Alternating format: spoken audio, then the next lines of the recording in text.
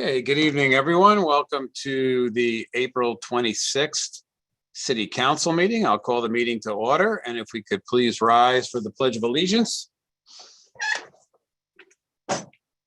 I pledge allegiance to the flag of the United States of America and to the republic for which it stands, one nation under God, indivisible, with liberty and justice for all.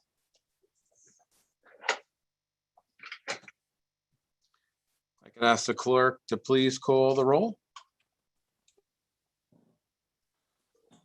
Councilman Gary Donovan, Councilman Gary Donovan, Councilman at Large, present. Councilwoman Colleen O'Connor,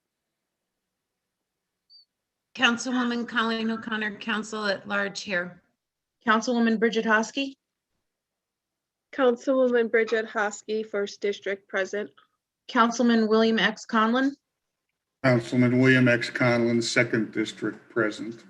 Councilwoman Liz Johnston, Councilwoman Liz Johnston, Third District, present. Councilman Mitchell Galagnano, Councilman Mitchell Galagnano, Fourth District, present. Councilwoman Robin Hamilton, Councilwoman Robin Hamilton, Fifth District, present. Councilman Peter Mazzaro is absent. Councilwoman Trinae McGee, Councilwoman Trinae McGee, 7th District, present. Councilwoman Crystal Finelli, Councilwoman Crystal Finelli, 8th District, present. Councilman Robert Bruno is absent. Councilman Barry Lee Cohen, Councilman Barry Lee Cohen, 10th District, present. and Chairman Ronald Quagliani. Councilman at Large Ron Quagliani, and I'm present. Thank you, Stacy. We have a quorum.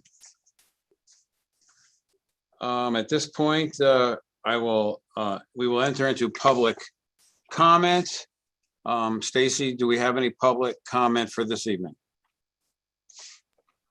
No, we do not, Mr. Chairman. No public comment for this evening. Okay, thank you. Then we will enter into our regular council meeting.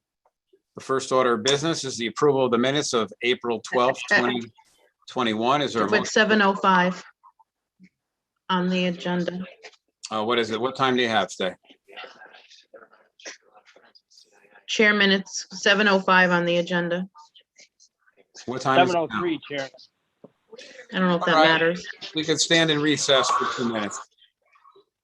One more minute. Sorry.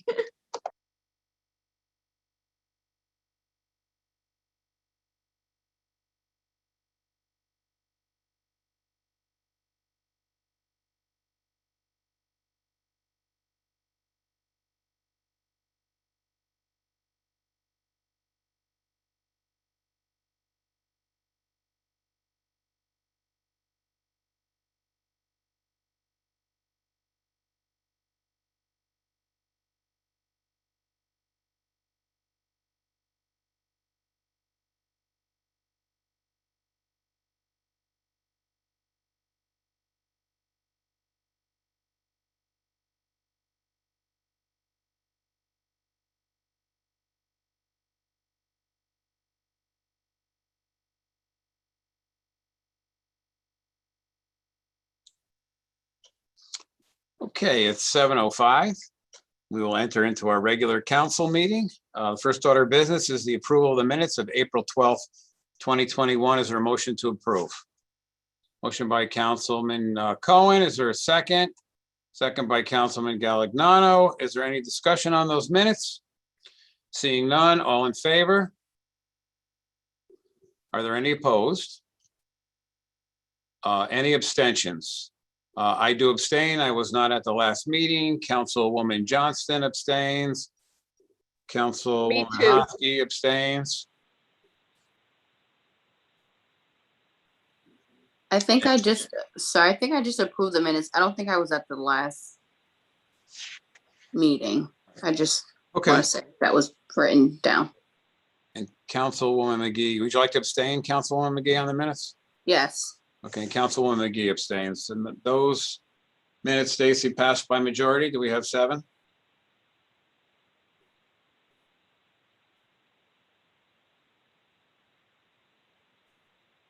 Yes.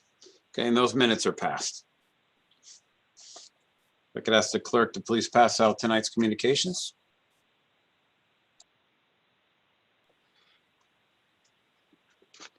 We have before us this evening Communication A from Mayor Nancy R. Rossi in regards to the appointment of Ruth G. Torres to the Greater New Haven Transit District Board of Directors, being assigned to the Personnel and Civil Service Committee. In charge of that will be tonight, Councilwoman Hamilton. And we have before us Communication B from Chief Joseph Perno in regards to animal shelter donations being assigned to the Finance Committee, Chairwoman Hosky.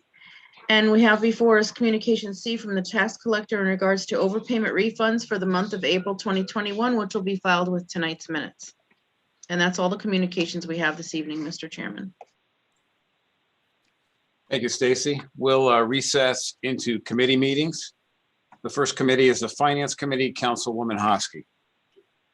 Thank you, Chairman. The time is now 7:07 and the Committee on Finance is in session. Members present are Councilman Cohen, Councilwoman Hamilton, and myself acting as chair. We have before us tonight Communication B, which is donations for the animal shelter. I would like to bring this out favorably. Thank you, Councilman Cohen. Do I have a second?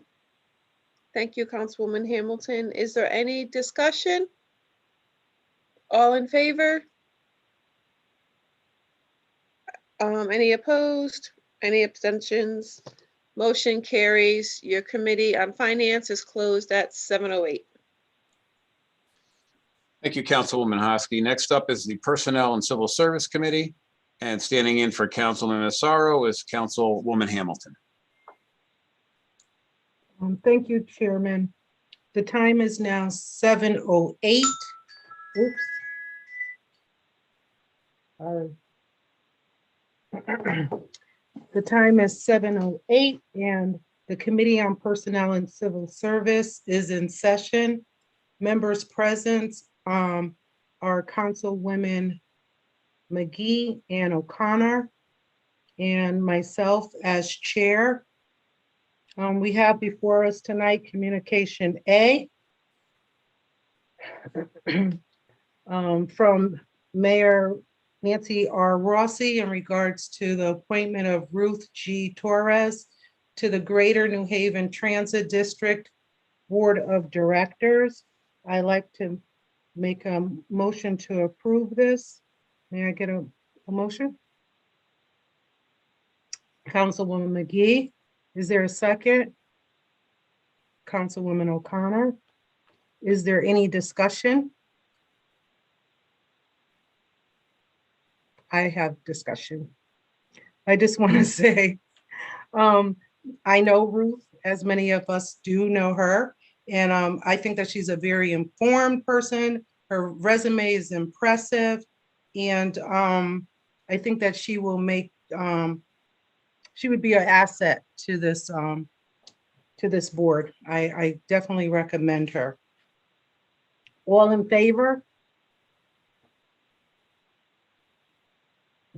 Any opposed? Any abstentions? Chairman, your Committee on Personnel and Civil Service is closed and the time is now 7:10. Thank you, Councilwoman Hamilton. Next up is unfinished business. We have under unfinished business, the parking study. As you're aware, the council put money into this year's budget in order to identify a parking study and ways that we can improve the parking situation in various parts of the city. Here tonight to report on the progress, I believe, is Corp Counsel Tiernan. Corp Counsel, you with us? Yes, Mr. Chairman. Thank you. The floor is yours, sir. Yeah, so the chair and myself and the mayor thought it would be a good idea just to let people know what's going to happen going forward in terms of how we're looking at parking and how we're spending parking study funds, which the council approved in its last budget.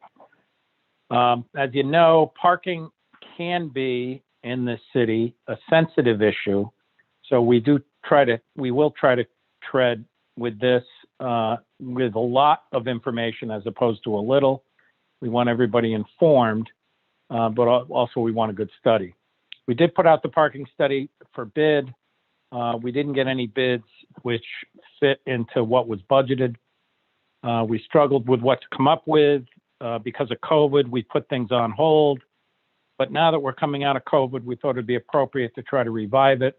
I called the National Association of Parking Authorities, and they recommended that I reach out to a local group that has a headquarters here in Connecticut, the Laz Parking Group.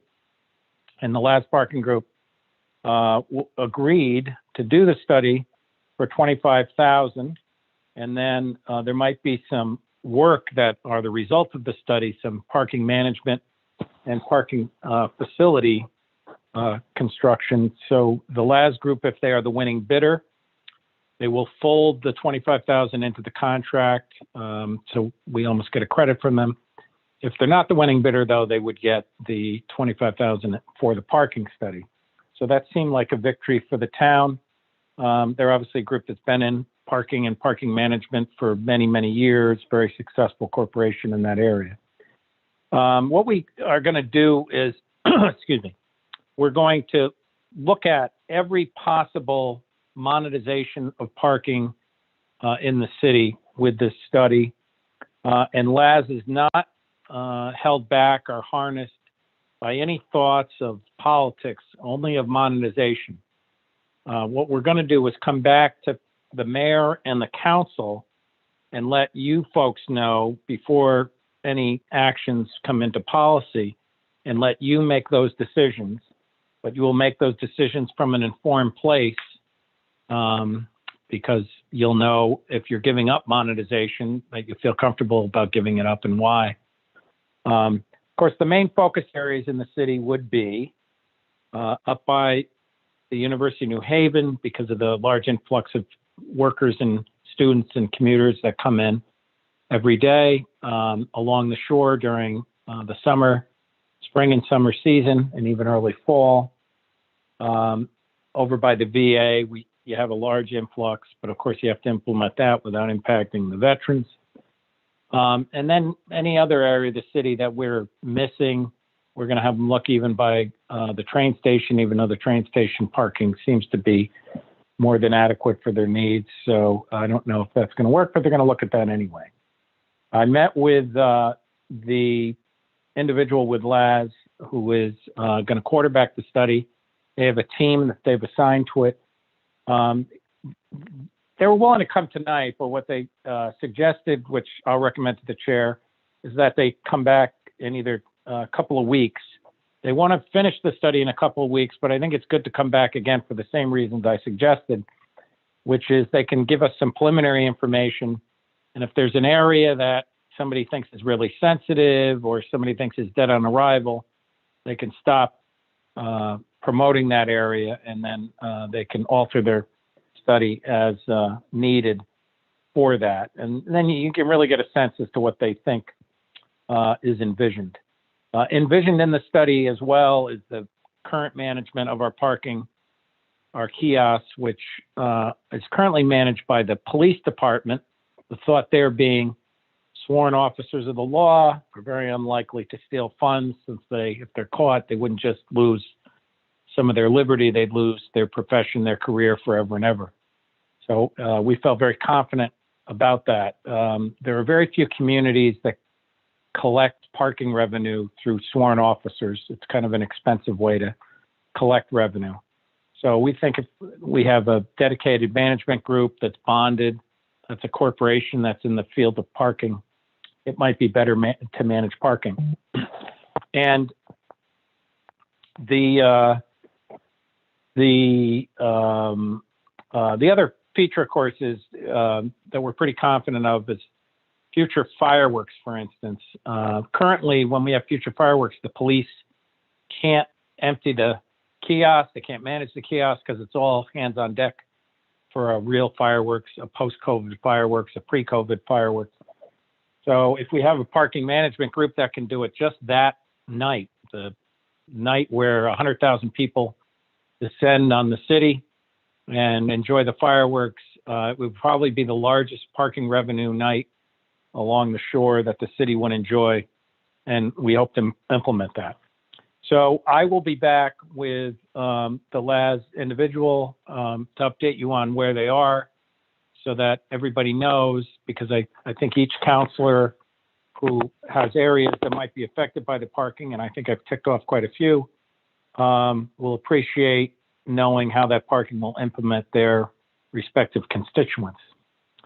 That's pretty much all I have on the parking. I just wanted to update. I know some of the members were interested in the progress of some of the sales that the council has approved in the past, and just updating one area, 155 front and 173 front.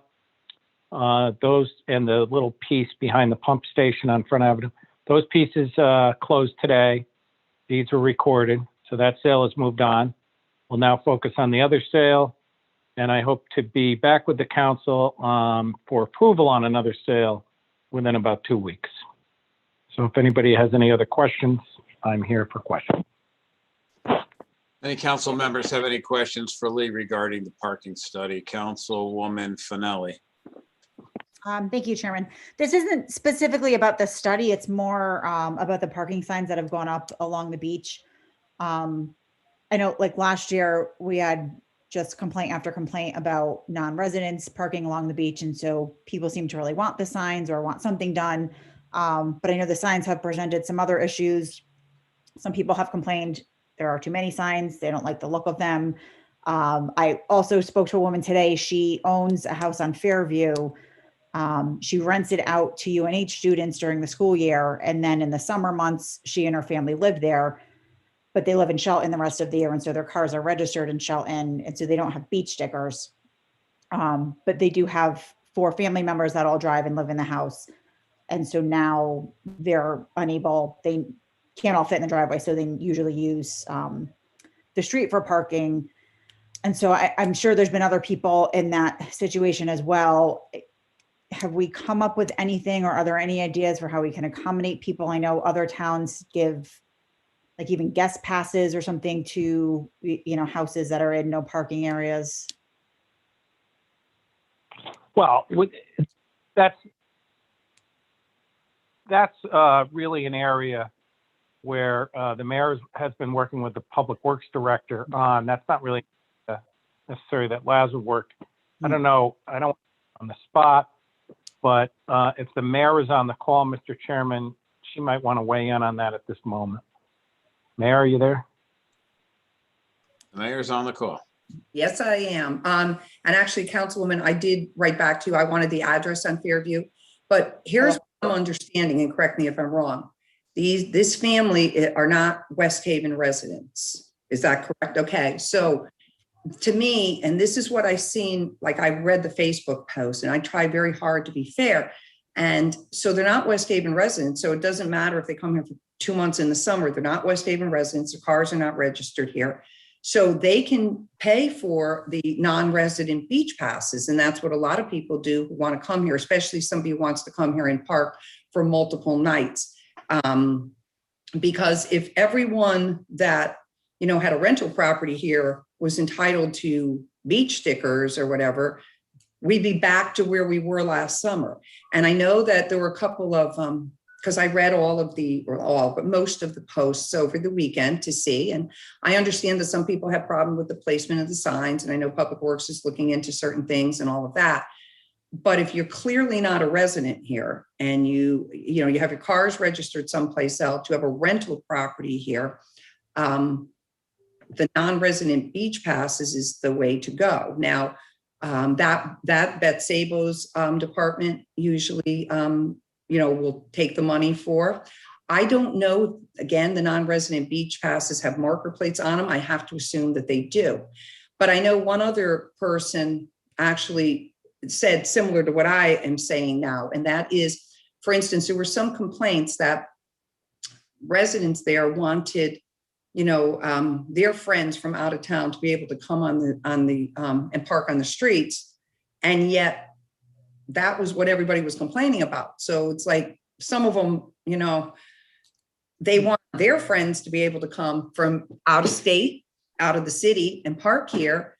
But then, you know, what about the rest? Everybody else must want them too. Like I live in the 7th district.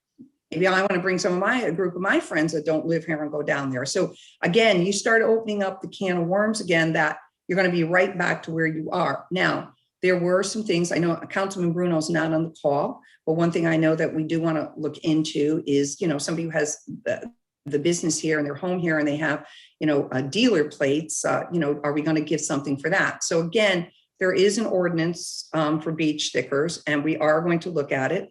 I know for the most part, over the majority, I would say, we're very pleased because they do not want to relive the horror show. And I don't know any other way of putting it.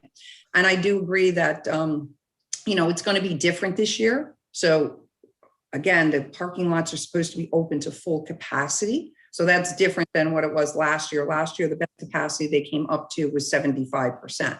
So again, we you know, there will be alternative. The kiosks will be available. People can pay to park. And as I said, the non-resident beach passes are available. And you can order yours and get that. And then you can park, you know, on the streets and things like that and go forward. So but any other questions, please send to me because we are trying to iron out the kinks. As with any new rules or laws, there's always going to be something we didn't think of. And so we're going to do our best to iron out the kinks. But as far as a non-resident that spends a couple of months here, we can't give beach passes for the whole family because they're not residents here. Yeah. And I kind of had a similar, you know, conversation with her. And I do think that the majority of people are relieved that the signs are up. I know last year, even in conversation with people about, you know, no parking signs are going to mean that your company can't park there. And most people felt like that was a sacrifice they were willing to make to not relive the nightmare of you know, what happened last week. Yeah. And just to be clear, this woman didn't want, you know, and I did mention the beach stickers. She didn't even want a sticker for the beach. She just wanted to be able to park on the street. But I will tell her to apply for a non-resident one. And just out of curiosity, how much are the non-resident beach stickers? I know that they were $125 last season. I do not know if they're going to go up this season, but that's something we will address because we're trying to keep in line. A lot of times we're charging the least amount for our beautiful beach. And I'm not saying maybe we should charge the most, but it should be a little bit higher. So again, if we amend the ordinance, that will come back before the city council and any, changes. And as far as the raise in the price, I will find out. Lee Tarrant is still on the phone. I don't know if that needs to come back before the city council or not. But again, we are trying to be now competitive because it costs a lot to maintain the beach, keep the beach clean and do what we have to do with it. So we want to be, comparable to other municipalities with beaches.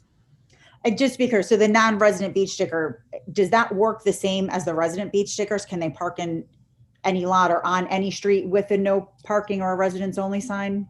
Yes, that is what I've been told because I asked the same question because I wanted to be 100% sure. And yes, it gives them the same privileges as somebody with a beach pass, but only for the 1 year. In other words, your beach sticker lasts 2 years. This would only last the 1 year and then it would be done. And then if you want another one next year, you'd have to purchase it again. Okay, thank you. You're welcome.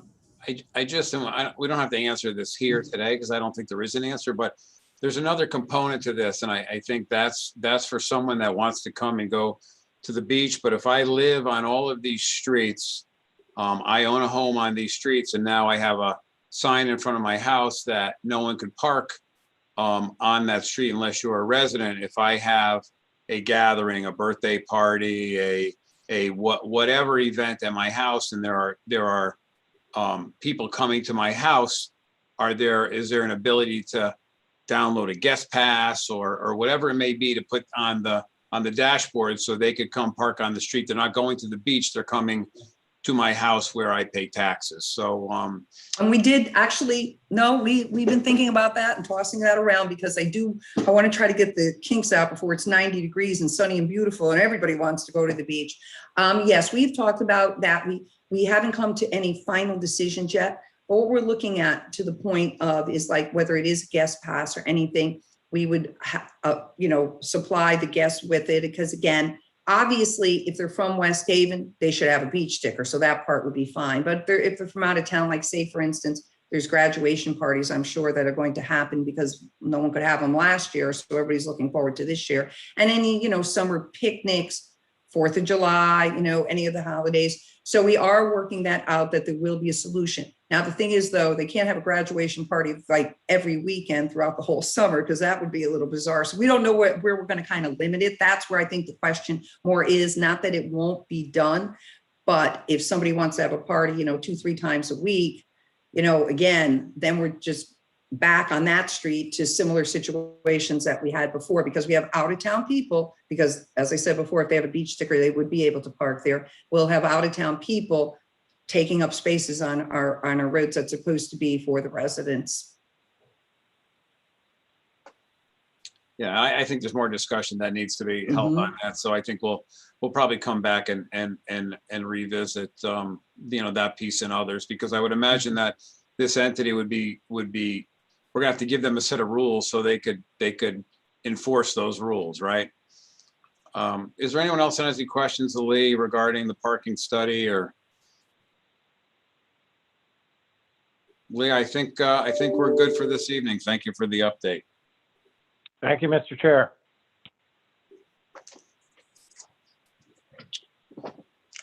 Okay, we will convene the council again. We will go to committee reports. If I got to ask the clerk to please read communication C into the record.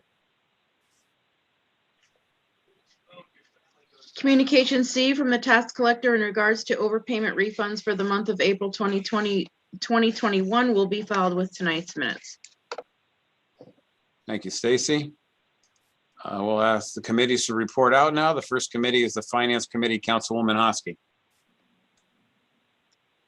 The Honorable City Council of the City of West Haven, your Committee on Finance, to whom was referred the matter of the animal shelter donation, reports that the committee met on the 26th day of April 2021 to consider said matter. It is the unanimous opinion of the committee that the following motion be presented. Resolved that the following donation to the Department of Police Services be approved and deposited into line item 1010000028285 animal shelter donations from John Patton in the amount of $25 and Robert Shyok in the amount of $50. Councilwoman Hosky has brought forward communication B from Chief Joe Perno in regards to animal shelter donations, as was just read into the record. Is there a second? Second, Councilwoman Finelli, Councilman Johnston. Is there any discussion? Seeing none, all in favor? Is there anybody opposed? Are there any abstentions? And that motion passes unanimously. And that is all, Chairman. Thank you, Councilwoman Hosky. Next committee is the Personnel and Civil Service Committee, Councilwoman Hamilton.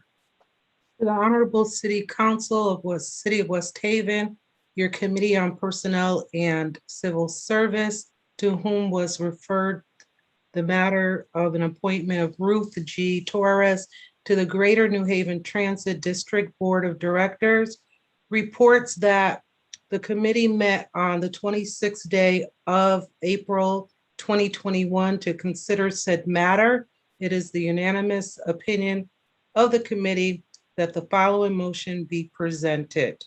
Resolved, the appointment of Ruth G. Torres of 44 Noble Street, West Haven to the Greater New Haven Transit District Board of Directors effective immediately and to expire on April 26, 2025, be approved. Councilwoman Hamilton's brought forward communication A from Mayor Nancy R. Rossi in regards to the appointment of Ruth G. Torres to the Greater New Haven Transit District Board of Directors. Is there a second? Second, Councilwoman McGee, Councilwoman O'Connor. Is there any discussion? Councilman Conlon.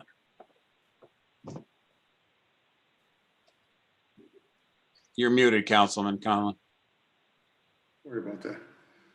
I just want to say that I think it's, the city of West Haven is very fortunate to have Ruth Torres as a citizen And she's highly qualified by nature of education and experience for this or any other position in the city, actually.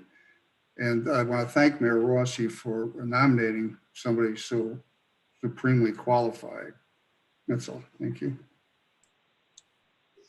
Thank you, Councilman Conlon. Councilman Donovan. Thank you, Chairman. I concur with Councilman Conlon, but also I've known Ruth a few years now. One of the most honest people I know. She loves the city. She is as nice as she is being a sweetheart. She could be as tough. She's an awesome person. I think that she would do great in this job. It's a great choice, Mayor. I congratulate you on that one. So pretty much that's all I have to say. Thank you, Councilman Donovan. Is there any other discussion? Seeing none, I'll call the question. All in favor? Is there anyone opposed? Are there any abstentions? And that motion passes unanimously. That concludes your Committee on Personnel and Civil Service, Mr. Chairman. Thank you, Councilwoman Hamilton. Next up is adoption of ordinances previously presented. We have none. Council liaison reports. Do we have any of those tonight? I do not see any hands raised. Is there any new business? Councilwoman Johnston. Yeah, I just want to say a quick thank you to all of my council colleagues who came to Third Avenue Park to clean up this weekend, and to Tom McCarthy and the neighbors that came out to help us. It was a beautiful day and the park looks awesome.